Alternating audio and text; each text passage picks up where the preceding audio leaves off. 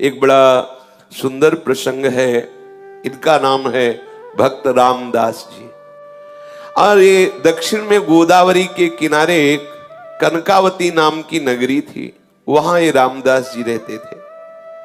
ये चतुर्वर्ण के कुल के थे और ये अपने कुल परंपरा के अनुसार जो गृहस्थी की सेवा है वही सेवा करते थे।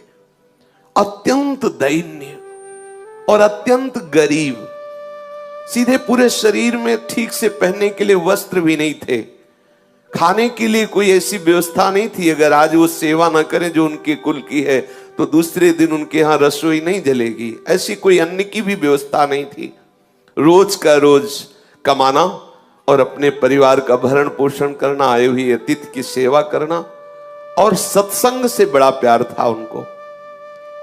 ये दंपति एकमात्र केवल भगवद आश्रित, कोई संपत्ति नहीं, किसी भी तरह का किसी से कोई व्यवहार नहीं, क्योंकि व्यवहार लोग धनी मानी से करते हैं, गरीब अकिंचन से नहीं करते हैं। इनके एक लड़का था और ये सदैव अपने कुल की जो सेवा है वो जूता गांठने की, वो बीच बाजार में जाके बैठते, किसी के फटे पुराने जो पादुका है उसको सिलते, या कहीं ऐसा संयोग बन जाता तो नई पादुका बना के बेचते, जो उससे मिलता उससे अपने परिवार का पोषण करते और सत्संग जाते। ये बड़े महिमा की बात है। जब कहीं सत्संग में रुचि होने लगे तो समझ लेना कि अब प्रभु आपके ऊपर बरस पड़े हैं।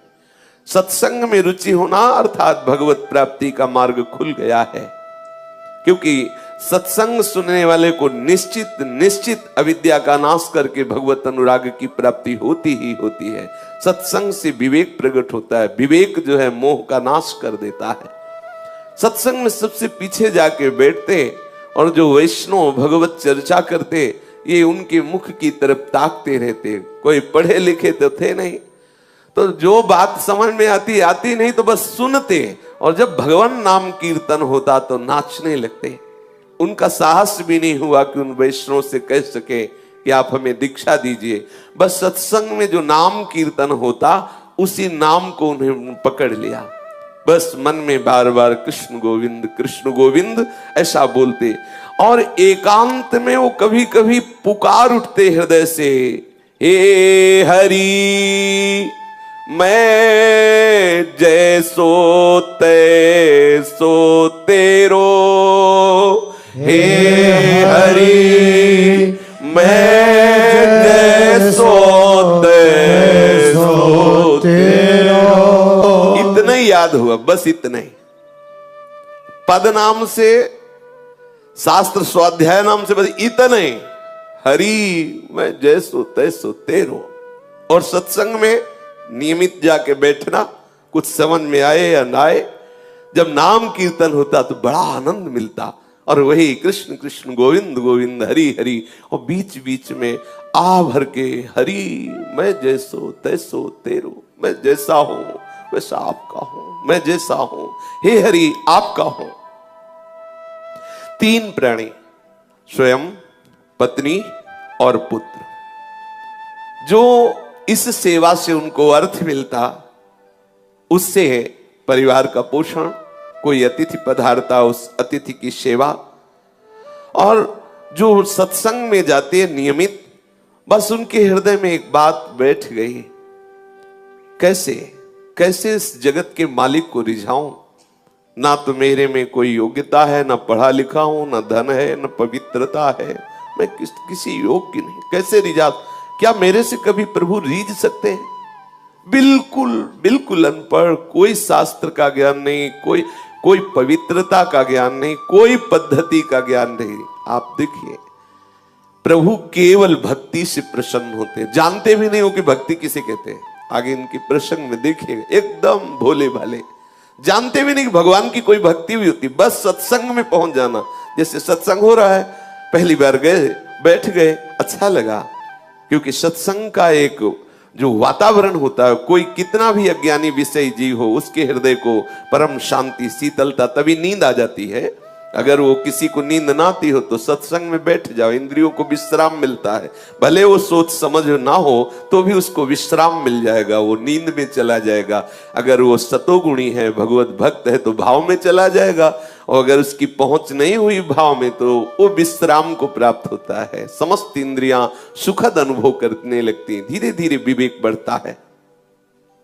अब वो बीच बीच में जैसे जूता गांठ रहे तो बीच बीच में एकदम रुक जाते और पुकार उठते, हरि मैं जैसो तैसो तेरो, हरि मैं जैसो तैसो तेरो। कैसी बढ़िया बात, इससे बढ़कर कोई बात ही नहीं, कोई बात ही नहीं। मैं जैसा हूं आपका हूं हरि, मैं आपका हूं जैसा।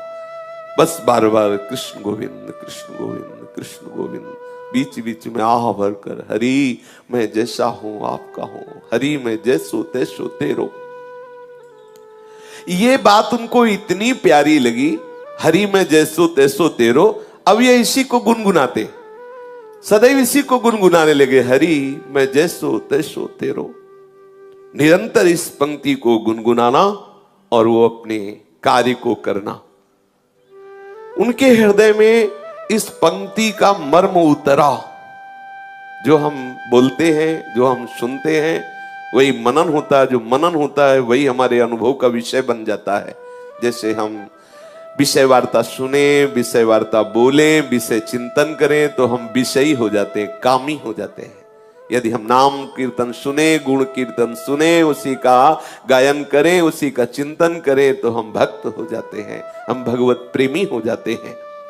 तो वो बार बार इसी का गान करते हुए, इसी का चिंतन करते हुए इसके मर्म को प्राप्त हो गया। मर्म को प्राप्त होने का मतलब भगवत संबंध हृदय में आ गया। मैं हरि का हूं, हरि मैं जैसो तैसो तेरो। ये पंक्ति गुनगुनाना सचमुच चमत्कार हो गया। उसके मन की स्थिति का परिवर्तन इस सूत्र ने कर दिया। हरि मैं जैसो तैसो तेरो। प्रभु तो भाव के भूखे हैं, वे श्रद्धा रहित, प्रेम रहित, अपनापन रहित, कोई वेद मंत्रों का कितना भी उच्चारण करे, कितना भी पाठ करे तो उसका पुण्य होगा, भगवान थोड़ी प्रसन्न हो जाएंगे। प्रभु तो केवल केवल भाव, आपके आंतरिक भाव को स्वीकार करते हैं। रामदास जी का एक विशुद्ध सरल भाव, हरि मैं जैसो तैसो तेरो। कभी कभी वो आंसू बहाते हुए ये गान करने लगते, हरि मैं जैसो तैसो तेरो। अब एक दिन की बात कि एक चोर मंडली किसी धनी मानी भक्त के घर में गई, जो गृहस्थ भक्त होते हैं, खूब धन संपदा थी। तो उनके यहां शालीग्राम भगवान सिंहासन में थे, और सिंहासन स्वर्ण का था, छत्र भी स्वर्ण का। तो चोरों ने सब कुछ चुराया, सिंहासन छत्र सहित शालीग्राम भी चुरा लिए। तो सिंहासन और छत्र तो बेचने के काम में आ गया, शालीग्राम भगवान उनके किस काम के। तो उसने स्वाभाविक, जिसके बट में पड़े थे सिंहासन और छत्र, और भी सब सामग्रियां थी जो आपस में बांट ली थी। उस चोर ने विचार किया कि ये पत्थर हमारे किस काम में आएगा। तो जा रहा था तो देखा बाजार में वो जूता गांठ रहे थे रामदास जी। भाव में बार बार ऐसे गांठते गांठते रुक जाते और कहे, हे हरि मैं जैसो तैसो तेरो। कैसी रसमयी स्थिति, आहा। अब वो चोर विचार किया कि वो जैसे जूता गांठने में कुछ ज्यादा हो जाए धागा या चमड़ा, तो उसे काटने के लिए उनके पास जो औजार होते हैं उनको पत्थर से घसते हैं।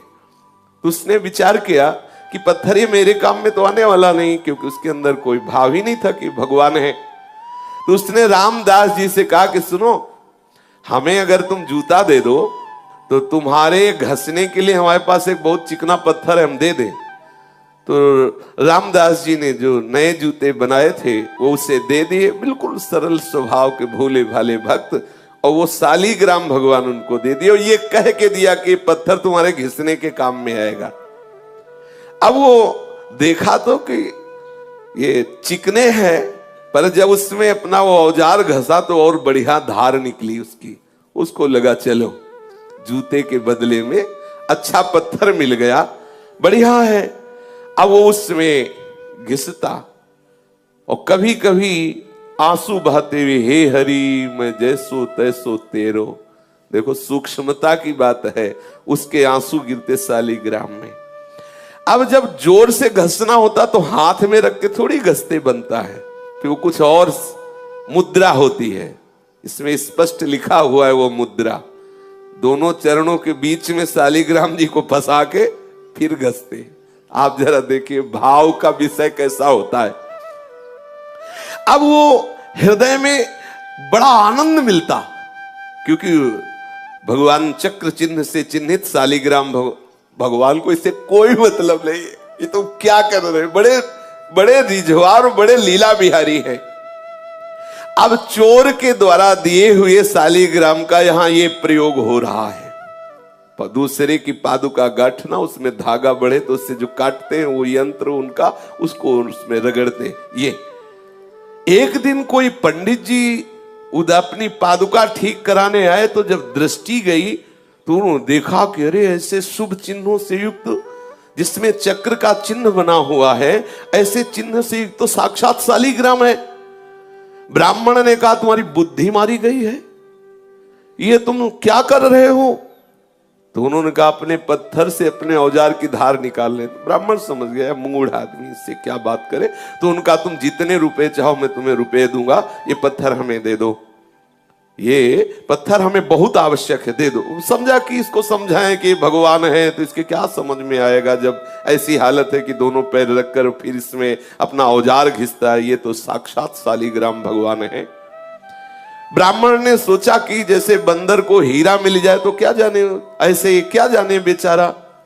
उन्होंने कहा कि तुम जितना रुपया चाहो मैं तुम्हें दे सकता हूं, तो ये हमें पत्थर तुम दे दो, मुझे अच्छा लगा, ये पत्थर मुझे दे दो इसलिए मैं ले रहा हूं।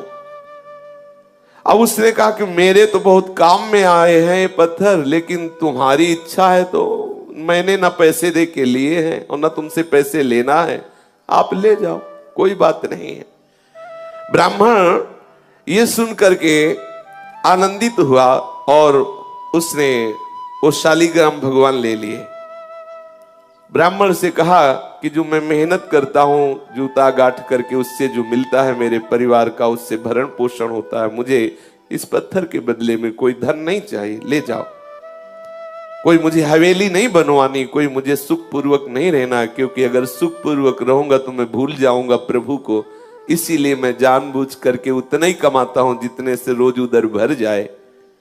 इतना कह करके रामदास जी ने वो पत्थर दे दिया जो शालिग्राम भगवान है। पंडित जी ने देखा दुर्लभ सद्गुणों से युक्त तो शालिग्राम, बड़े आनंदित हुए, घर में आए, सुंदर जल से दुग्ध से अभिषेक कराया, सुंदर सिंहासन में विराजमान किया, षोडशोपचार मंत्रों से पूजन किया और ये विचार किया कि भगवान मेरी इस चेष्टा से प्रसन्न होंगे, क्योंकि वहां क्या सुख पा रहे थे और यहां हम उनको क्या सुख पहुंचा रहे। मंत्रों से उच्चारण करना, पंचामृत से स्नान कराना, तुलसी जी ऊपर विराजमान करना, आदि आदि जो पद्धति से सेवा पूजा है। अब पंडित जी की इस प्रकार की सेवा पूजा से ठाकुर जी असंतुष्ट हो गए। अब लियो कैसे न जाने कौन से गुण पर दया निधि रीझ जाते हैं। आहा, पंडित जी पूरी पूजा विधि जानते थे, पर हृदय से प्रभु के प्रति अपनापन नहीं था, भक्ति नहीं थी, प्रेम नहीं था। और ये अब आप समझ लो किस कोटि के भक्त है, कुछ ज्ञान ही नहीं है, परंतु इनके हृदय में है कि मैं प्रभु का हूं, प्रभु मेरे हैं। कभी कभी आंसू बहाते तो वो आंसू जो शालिग्राम भगवान के ऊपर गिरते, उससे बड़ा पंडित जी का पंचामृत नहीं। और जो आह भर के पुकारते कृष्ण कृष्ण गोविंद गोविंद हे हरि मैं तेरा, इससे बढ़कर वेद मंत्र अच्छे नहीं लगे ठाकुर जी को। ठाकुर जी ने स्वप्न में एक वैष्णव का रूप धारण किया और उन ब्राह्मण से कहा कि तुम सीधे हमको उन रामदास के पास पहुंचा दो। हाँ, कहा कि ये तुम्हारा षोडशोपचार पूजन, ये पंचामृत अभिषेक और ये तुम्हारा सिंहासन में विराजमान करना मुझे बिल्कुल अच्छा नहीं।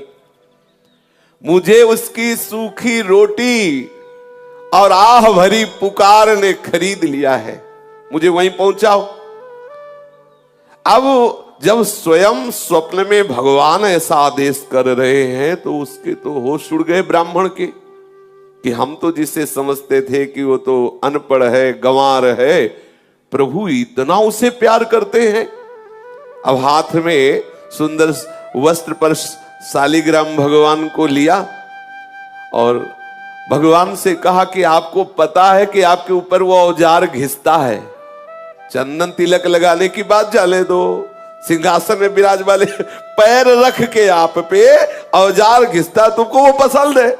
और षोडशोपचार पूजन, पंचामृत से स्नान, ये सब। प्रभु ने कहा जब वो आंसू बहाते हुए नाम बोलता है ना, कृष्ण गोविंद हे हरि मैं तेरा, मुझे इतना सुख मिलता है कि वेद मंत्रों से मुझे सुख नहीं मिलता। और जब वो मेरे ऊपर पैर रखता है तो मुझे ऐसा लगता है वो आत्मसमर्पण कर रहा है पूरा। यही है, इनसे कौन पार पावे? सर्वलोक महेश्वर, जितने भी ज्ञान के सूत्र हैं सब इन्हीं से प्रकट हुए, इनसे कोई पंडित क्या पार पा सकता है? बोले जब वो चरण रखता है, दबाता है चरण से ऐसे, तो मुझे लगता है कि पूरा अपने आप को समर्पित कर रहा है, आत्मसमर्पण कर रहा है। मुझे बहुत सुख मिलता है, तुम्हारे चंदन और कस्तूरी के लेप और इत्र से मुझे जो सुख नहीं मिलता उसके घसने से सुख मिलता है। अब राजी, आप राजी तो फिर किसकी क्या बस चले? ठाकुर जी राजी। अब वो जो ब्राह्मण था जिसको एक गर्व था कि मैं ऊंचे कुल में हूं और मैं पूजा का विधान जानता हूं, मेरी दासता से, मेरी पूजा से शालिग्राम भगवान प्रसन्न हो जाएंगे, आज वो बहुत दैन्य हुआ कि मेरे दुर्भाग्य की आज तक मुझे वो प्राप्त नहीं हुआ जो रामदास को प्राप्त है, क्योंकि स्वयं ठाकुर जी वहां जाना चाहते हैं। ये विचार करके शालिग्राम को लेकर के रामदास जी के घर जाना निश्चय किया उसने, और मन में बहुत जलता जा रहा था कि मैं ब्राह्मण तो हूं लेकिन आडंबरी हूं। मेरे अंदर वो बात नहीं आई जो उस दैन्य भक्त रामदास के हृदय में आई। बार बार शालिग्राम को हृदय से लगा के विकल होकर कहने, देखो ये है किसी भी तरह से भक्त का संग हो जाए, किसी भी तरह, ये रामदास जी के दर्शन की, देखो ये दर्शन का प्रभाव। अब वो दैन्य होके जा रहा है, क्या प्रभु कभी मेरे भी हृदय में भाव आएगा? जैसी रामदास की भक्ति से आप प्रसन्न, क्या कभी मेरे अंदर भी भक्ति आएगी? मेरी पूजा आपको पसंद नहीं तो प्रभु मेरे को भाव दे दो, जिससे मैं रामदास जी जैसी भक्ति कर सकूं। अब आई बात, ये जो ब्रह्मणत्व का अभिमान, वेद ज्ञान का अभिमान धूर धूषरित हो गया। इसीलिए लिखा है, तिनकी संगति रहत जाति कुल मद सब नंसई। भगवत प्रेमी महात्मा का संग होते ही जाति का अभिमान, कुल का अभिमान, विद्वता का अभिमान, ये सब नष्ट होने लगे। देखो नष्ट हुआ अभिमान। अब वो डरा हुआ सा ब्राह्मण शालिग्राम भगवान को एक कपड़े में रख करके रामदास जी के घर आया और देखा तो होश उड़ गए। रामदास जी के आंखों से आंसू चल रहे हैं, बार बार मुख से निकल रहा है, हरि मैं जैसो तैसो तेरो, हरि मैं जैसो तैसो तेरो। मलिन वस्त्र है, फटे पुराने कपड़े हैं, शरीर में अपने आप अनुभव हो रहा है कि कितनी कृशता है, क्योंकि खान पान की सामग्री उचित है नहीं। और अब ये जो रोग बढ़ा है, हरि मैं जैसो तैसो तेरो, ये ज्यादा काम नहीं करने देता। क्योंकि मन में जब आनंद की उन्मत्तता होती है तो कौन बाहरी लोगों से बात करे, कौन बाहर जाकर के बैठे जिससे चार लोग आके खड़े हो। वो एकांत घर में बैठे बस बार बार पुकारना अच्छा लगता, उसको ये भी पता नहीं कि भक्ति है, ये भी पता नहीं, बस बार बार हृदय में यही अच्छा लगता, कृष्ण कृष्ण गोविंद गोविंद हे हरि मैं जैसो तैसो तेरो। आंसुओं की धार बह रही है, धीरे धीरे वही गीत गा रहा है, हे हरि मैं जैसो तैसो तेरो। ये ब्राह्मण गए, जब देखा तो ओहो धन्य है, धन्य है, तुम्हारे माता पिता को धन्य है रामदास, तुम तो बड़े महात्मा निकले। हम तो समझ ही नहीं पाए कि तुम्हारी ऐसी ऊंची स्थिति है, तुम्हारे अधीन भगवान है। अब वो धीरे धीरे उसके नेत्र खुले, अब अपने भाव से बाहर आया।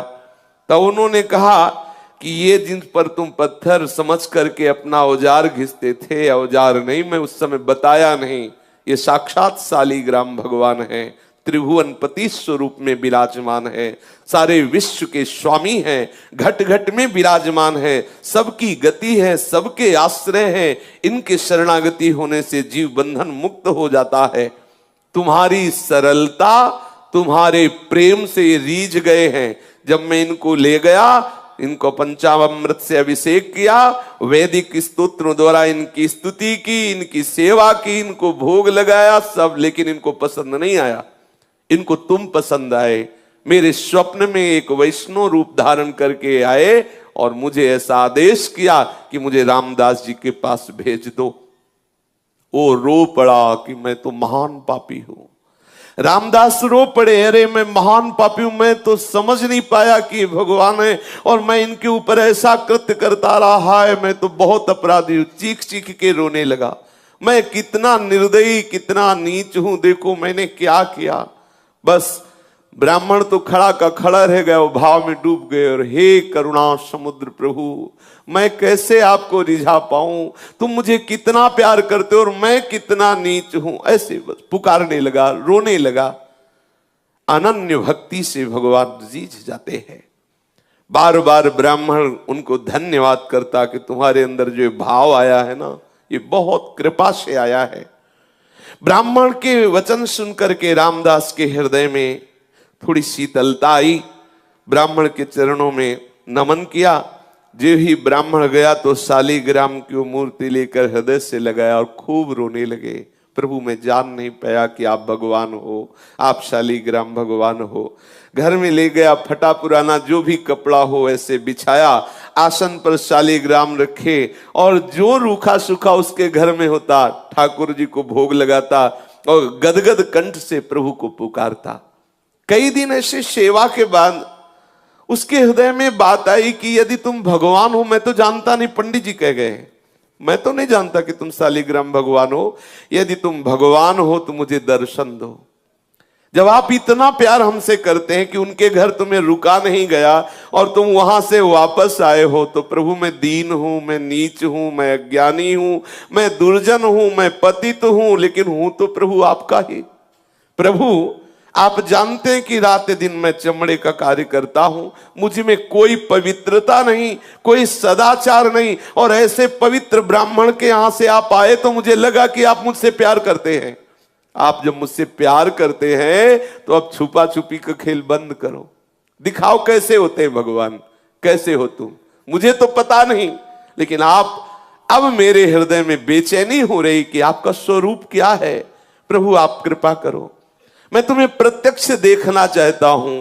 हे करुणा सिंधु, हे दीन बंधु, हे पतित पावन, ऐसी पुकार करने लगा। कृष्ण चंद गोपाल आजू तो तेरे हाथ बिकाई।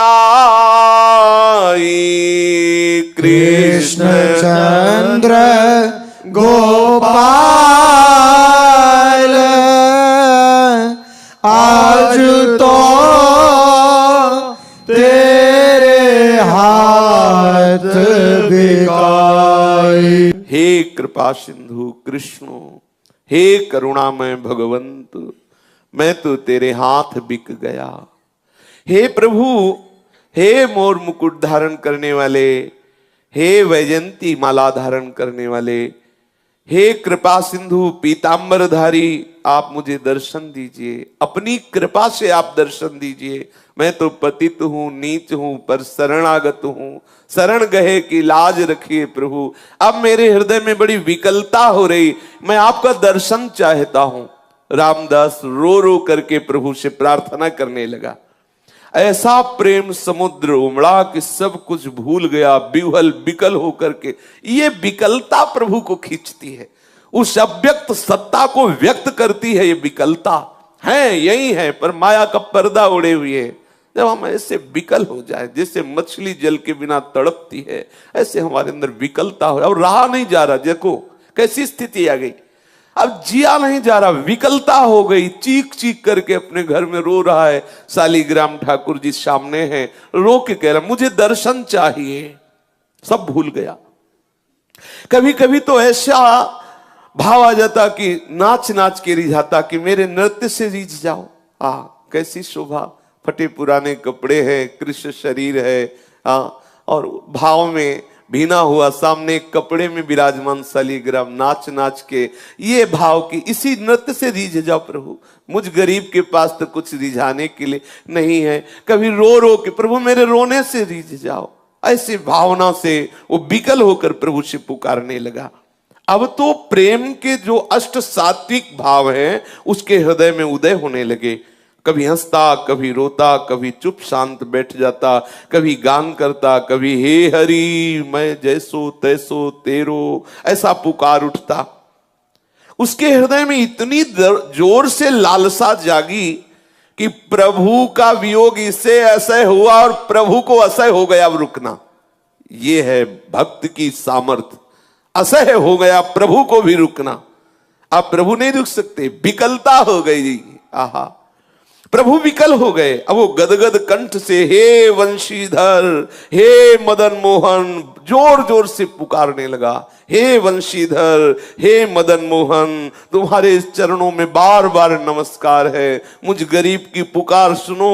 कहाँ हो आनंदमय, कहाँ हो श्याम सुंदर, मुझे दर्शन दो, ऐसे पुकारने लगा।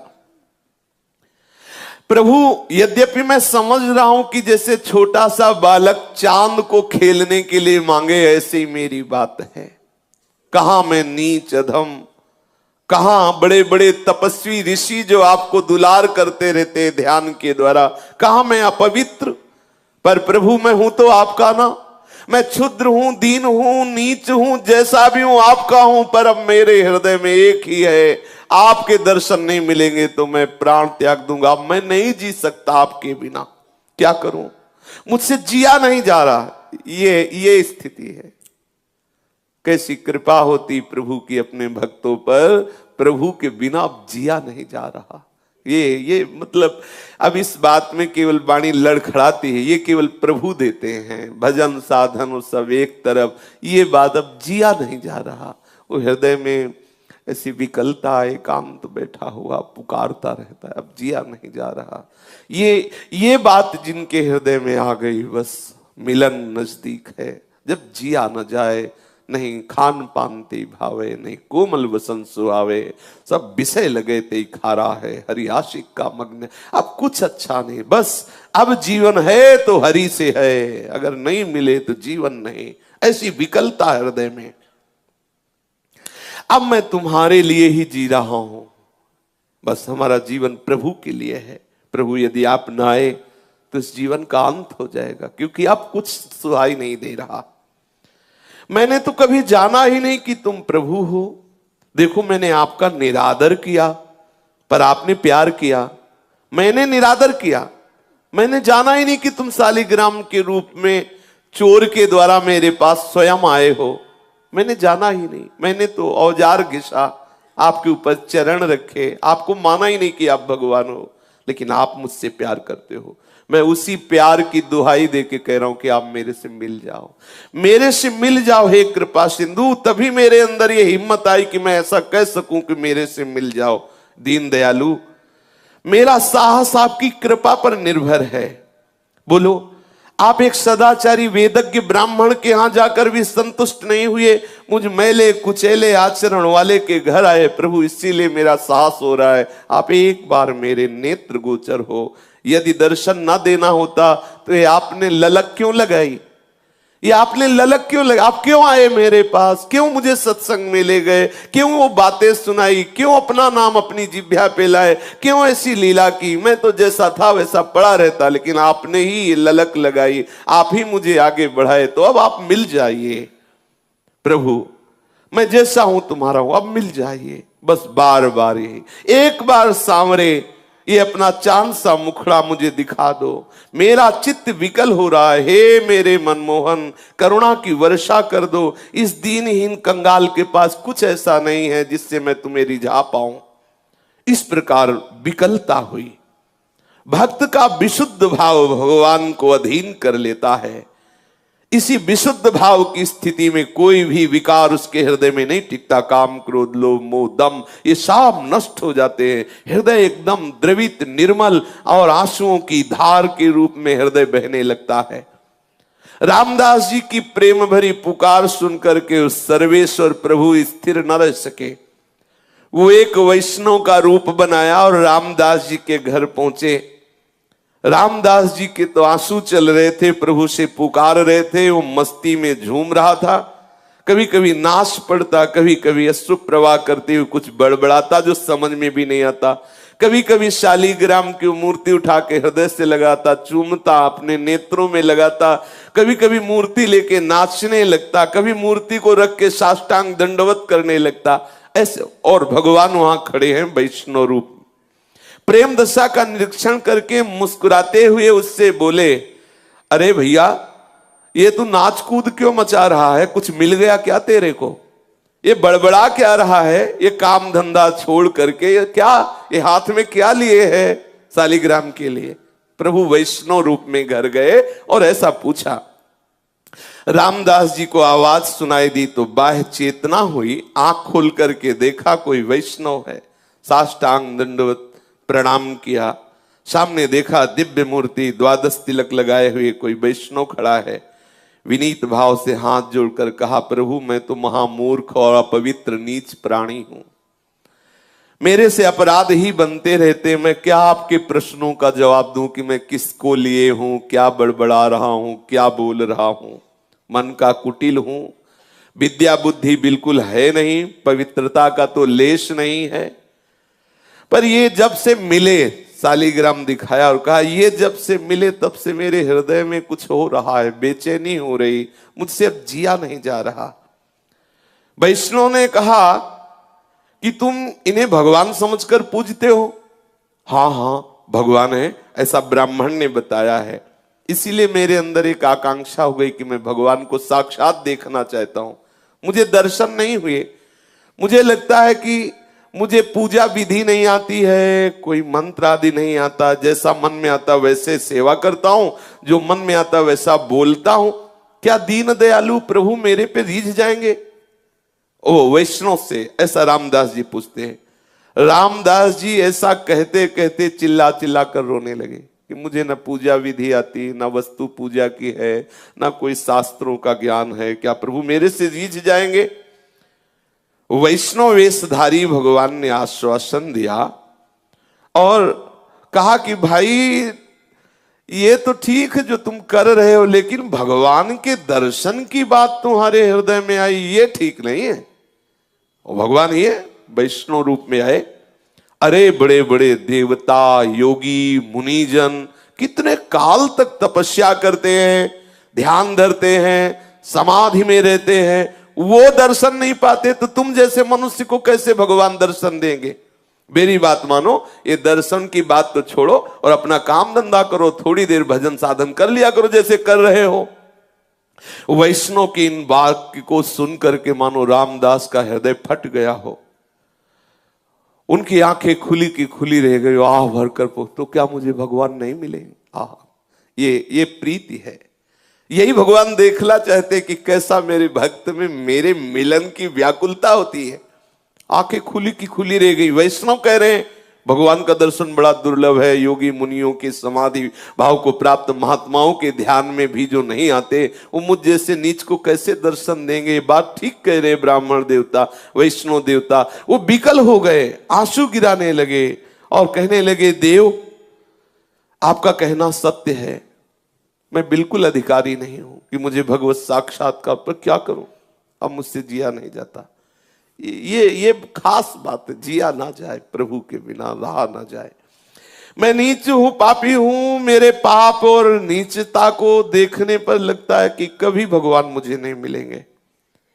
पर प्रभु पता नहीं, मेरे हृदय में एक आनंद की लहर उठती है। ऐसा लगता है प्रभु मिलेंगे, ऐसा लगता है प्रभु मिलेंगे, क्योंकि मेरे हृदय में ऐसा आता है प्रभु मुझे प्यार करते हैं। ऐसा लगता है मेरे को, यद्यपि मैं किसी योग्य नहीं हूं, पर हृदय में ऐसा लगता है प्रभु मिलेंगे।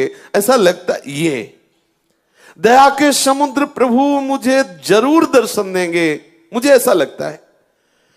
जैसा रूप रंग उनका हो, जैसा उनका शास्त्रों में वर्णन किया गया हो, जैसे सुहागिनी स्त्री केवल अपने पति को ही देखती है, ऐसे ही हे वैष्णव देवता, मेरा हृदय केवल केवल प्रभु के लिए है।